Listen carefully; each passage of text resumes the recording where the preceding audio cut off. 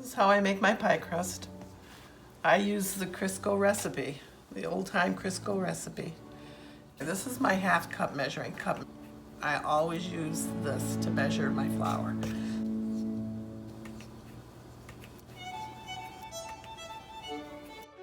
So now I have 3 in there, and I need 2 2/3 cup. So that's 4, that's the 2 cups. And here's another half. So that's 5 half cups. And I'm going to put a little bit more for the 3rd. Okay, I'm going to move the flour for now. And I'm going to add, because I'm making a double crust, I'm adding a cup of Crisco. I use Crisco. You can make it with butter, but I don't have a butter recipe. I use my Crisco recipe. The recipe is actually 1 1/3 cup of flour, 1/2 a cup of Crisco, or whatever fat you wish, a 1/2 teaspoon of salt. I'm doubling it, so I put a teaspoon of salt in there. I'm going to take the Crisco and with my hands work it into the flour until I make pea-sized balls.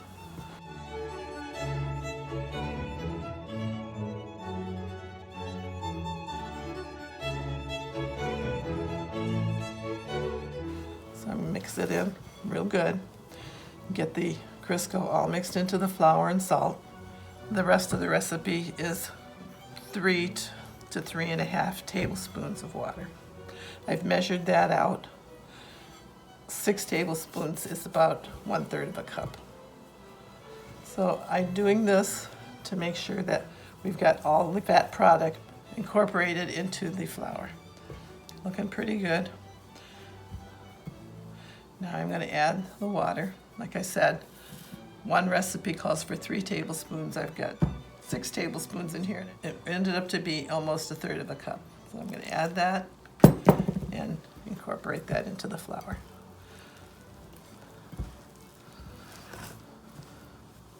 Again, I'm still kind of rubbing the water into the flour. Now you see it's starting to get thick, but I want to make sure I get all the flour mixed in before I make the balls. See, on the bottom there's no more flour. It's all been incorporated into the balls of dough. There. You don't want to knead pie dough too much. You just want to gather it together. Now this recipe makes 2 pie crust shells, but they're big ones. And I would rather have a big pie crust so that I have enough to cover my 10-inch pie plates than to have to worry about skimping. There. That's all I did was gather all the dough together and make the balls. Like I say, these are really big, and you're going to have leftover dough. Any leftover dough you can roll out and put cinnamon and sugar on it, or you can just make another ball with it after you're done and freeze it and have it for another single layer pie. Okay, I'm going to flatten them out because then they'll get warm and room temperature faster. You don't want to leave one big ball.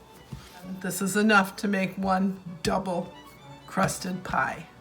If you're making a single crust pie that only needs a crust on the bottom, just use the one recipe. That's all you need for a single crust. And single crust is like making a chocolate pie or lemon meringue pie or things that you don't need the top crust for. I'm going to put the other one in a bag so it doesn't dry out. And I can put it in the refrigerator, keep it cool till I need it. In case I don't use it right away, I can stick it in the freezer.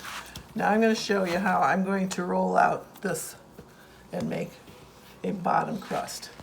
My flour, I have one of these. I think just about everybody that bakes has one of these. If not, you can use your counter, you can use a piece of marble, you can use wax paper. Like I told you, this is quite big. So I'm going to roll it out and it'll probably be bigger. I've greased with Crisco this 10-inch pie dish.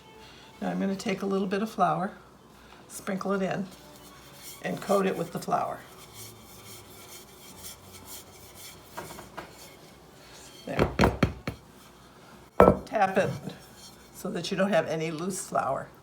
Now I'm going to take my rolling pin,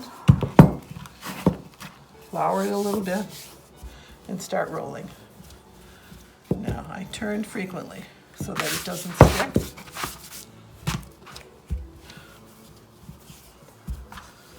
Roll it out, try to do it evenly.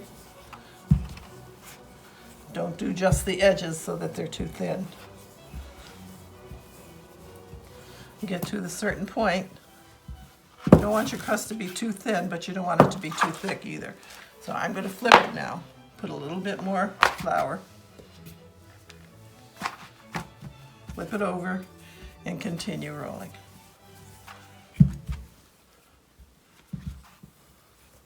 Again, this pie crust is a large crust, but I like it large because then by the time we put it in the pan and everything, we might have a little bit left over, but it's better than trying to roll out a small piece and make it fit into a 10-inch pie dish.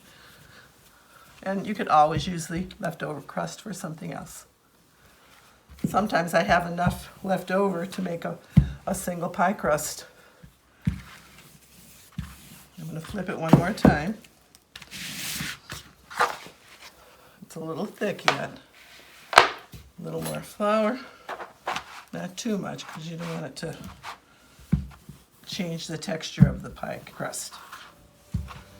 We're getting there.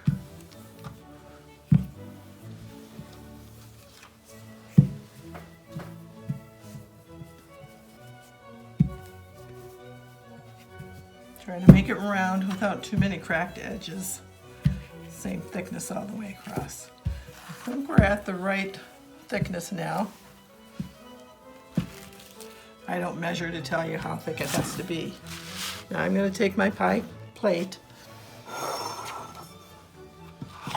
And I flip it over into my arm. It should come off easily. Very slow. And I just layer it into the pan. Make sure you've got enough to go back down in. Lift it. Lift it up.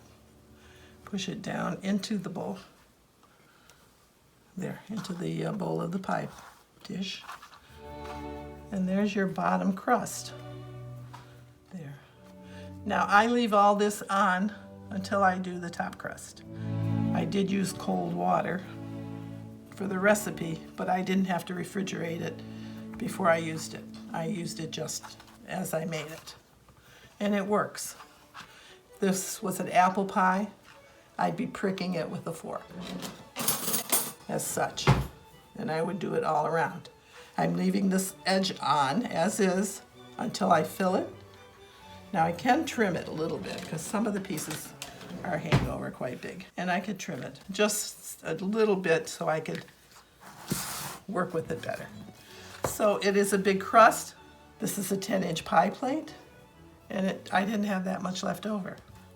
I could fold this over and crimp it now and use it for a single crust pie. Or I can put a lattice top on a berry pie or a different kind of pie. I can put an entire crust on it for an apple pie. So I'll show you how to finish the crust for each pie as I make them.